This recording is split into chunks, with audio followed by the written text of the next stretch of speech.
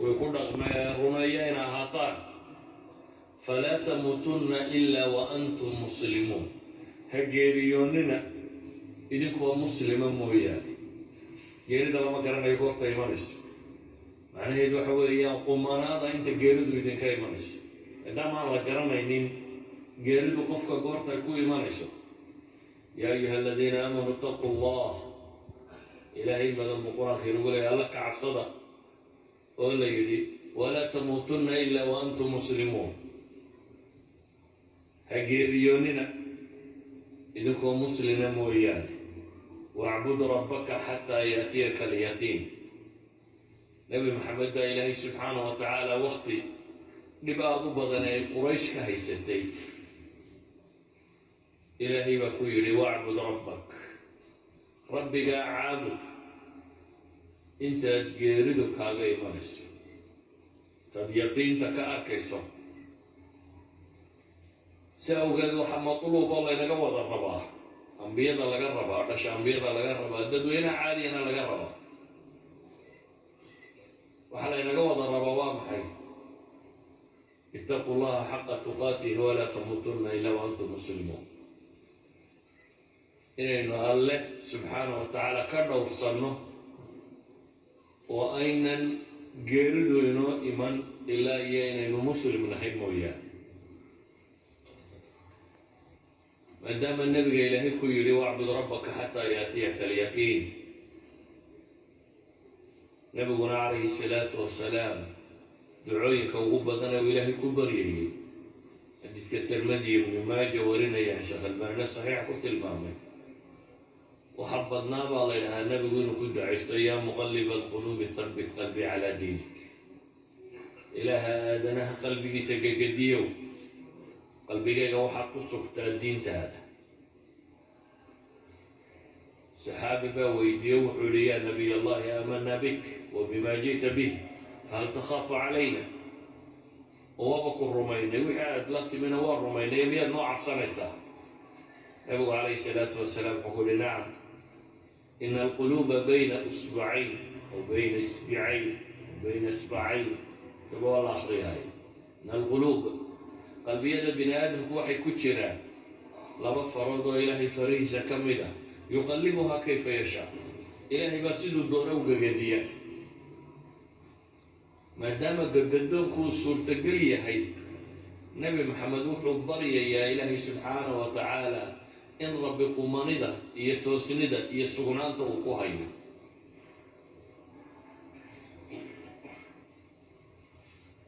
وحن ربنا مركا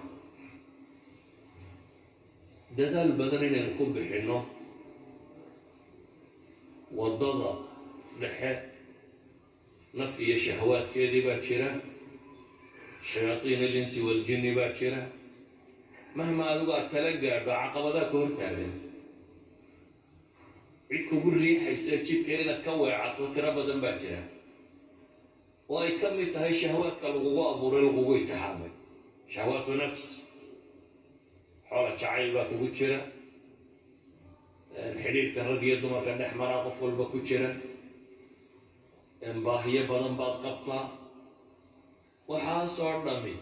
ووح كوري حية سيدي وحلوه للهاين أدو حرحرطو مر لبعد وحجر الشياطين الجن والإنس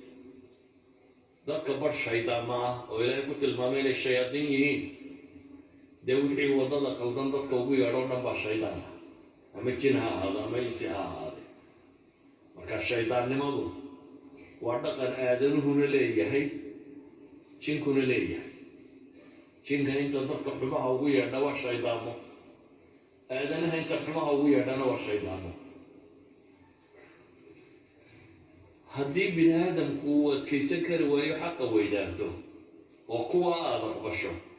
سوى إلهي النبي بسي الله الضياء عليه الصلاة والسلام بوحلي وإن كادوا ليفتنونك عن الذي أوحينا إليك لتفتري علينا غيره وإذا لاتخذوك خليلا ولولا أن ثبتناك لقد كدت تركن إليهم شيئا قليلا إذا لأذقناك ضعف الحياة وضعف الممات ثم لا تجد لك علينا نصيرا نبي محمد عليه الصلاة والسلام وأمضى horseed keedii hogaamiyaheedii waa ummaddu cidii ku dayanaysay laakiin ilaahay wuxuu leeyahay waxay u dhowaadeen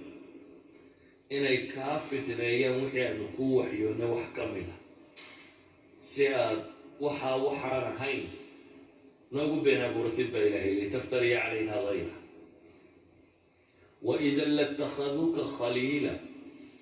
haddaad tooda aqbali lahayd waa ku soo dhoweyn lahayd baa ilaahay leeyahay saaxiibay kaa dhigan lahayd aadamaha barh baa jira kugu dirqinayo kugu cadaadinaya xaqa xumaha inaad u weecato ama bulshadu ha noqdo dhaqamiyo xeerar ay leedoo diinta khilaafsan ama ha noqoto dhan hunguriyo ay kaa soo maraan ama wuxuu doonaba ha noqdee dadka barh baa jira kugu cadaadinaya inaad u kacdo xagga ambadka ilaahay wuxuu ku tilmaamayaa markaa nebigiisa xataa inay isku dayayeen calayhi salaatu wasalaam inay dhankaa u kaxeeyaan ilaahayna wuxuu sheegay haddaad ka aqbasho latakhaduuka khaliila saaxiib bay kaa soo dhiganayaan markaa wararkaa hebel waa nin ragaa lagu leeyahy waa markaa jabka ka boodo waa lagu soo dhowaynayaa ilaahay baa markaa qur-aanka wuxuu leeya walowlaa an habatnaak haddaanan anagu ku sugi lahayn laqad kidta tarkanu ilayhim shay-an qaliila waxaad u dhowaatay inaad in yar xaggooda weecato haddii nabi maxamed sidaa loo galayo maxaad adigu u malaynaysaa qof feejigoo soo jeeda oo waxna garanaya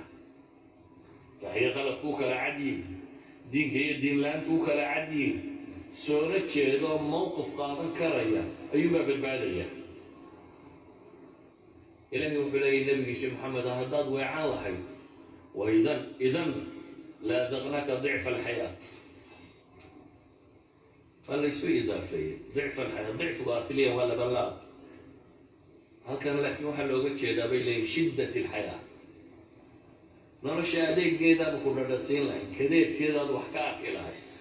قفك قابل مركي سابك لهي بيلي هيلي ضد وضد قلدان عرفته وضد قلدان وحكي ما ضموا محي وهو حالا محاضر marka ilaahay nabigiisii wuxuu ku leeyahay haddaad jidka qaldan mari lahayd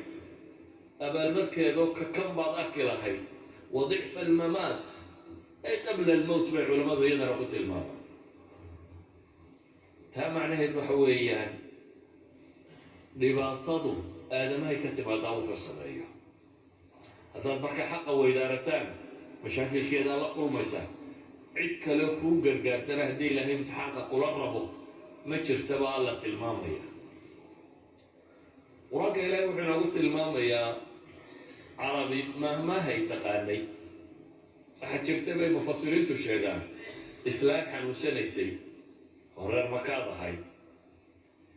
gelinka hore xadhig bay tidicdaa tidica sooma taqaaniin xadhig bay soohdaayo tidicdaa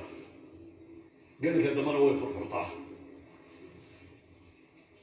marka waa qof madaxa looga jiro taasi waxay keensatay inuu gelinna wax dhiso gelinna wax dumiyo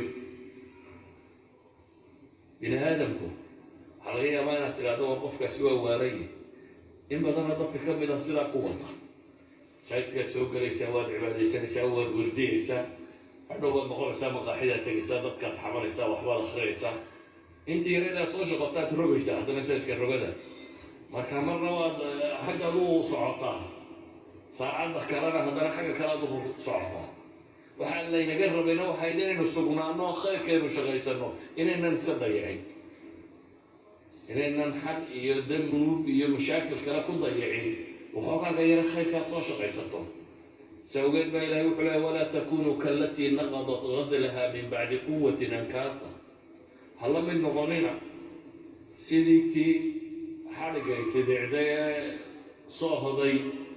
dib u furfurtay intay adkaysay kadib baa ilaahay leeyahy tii xadhigay intay tidicdo haddana dib u furfuraysay taasoo kale ha noqonina baa ilaahay leeyahy subxaana wa tacaala